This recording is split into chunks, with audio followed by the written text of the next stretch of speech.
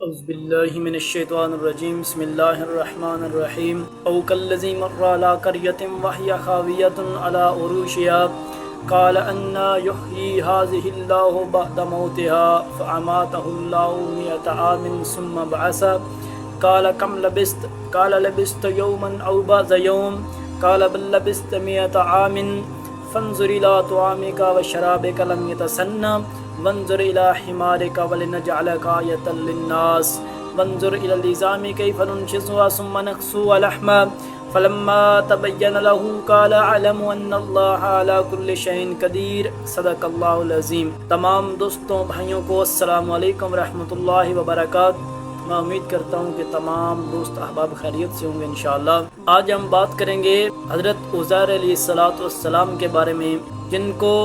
عزیر ابن اللہ بھی کہا جاتا ہے۔ وہ ایک بستی سے گزرے، انہوں نے دیکھا کہ بستی بستی پوری اجڑی پڑی ہے، پوری عمارتیں گر گئی ہیں۔ انہوں نے فرمایا کہ ھذہ اللہ بعد موتها، یہ کیسی چیز ہے کہ یہ اس حالت کے باوجود بھی کوئی چیز اس کو زندہ کر سکتی ہے، کہ یہ زندہ ہو سکتی ہے اس موت کے بعد بھی، اس چیز اتنی تباہی بربادی کے بعد بھی یہ آباد ہو سکتی ہے۔ اللہ رب العالمین نے فَأَمَاتَهُ اللَّهُ 100 عَامٍ ثُمَّ بَعَثَهُ، انہوں نے یہ تصور پیدا کیا تو اللہ رب العالمین نے ان کو 100 سال کے لیے موت دے دی، سو گئے، 100 سال کے لیے سو گئے۔ ثم بعث، جب پھر اللہ رب العالمین نے 100 سال کے بعد ان کو اٹھایا تو اللہ پاک نے ان سے پوچھا قال کم لبثت، آپ کتنی دیر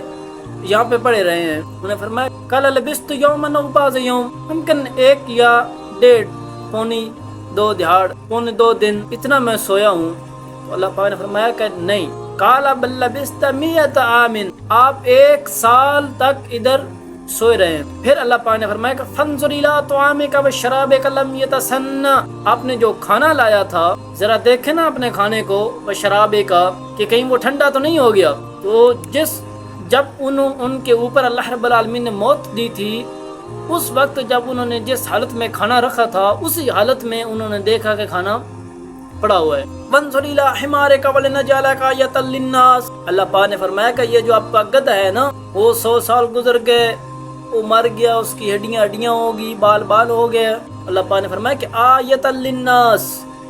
یہ جو آپ کا غدہ ہے، یہ آپ کا جو کھانا ہے، یہ سب میں آنے والے لوگوں کے لیے نشانی بناؤں گا۔ وانظر الی طعامک وشرابک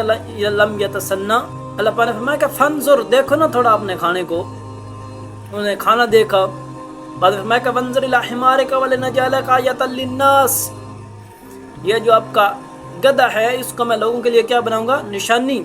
کیسے؟ وانظر الی العظام کیف ننشزها ثم نکسوها لحما، جب انہوں نے دیکھا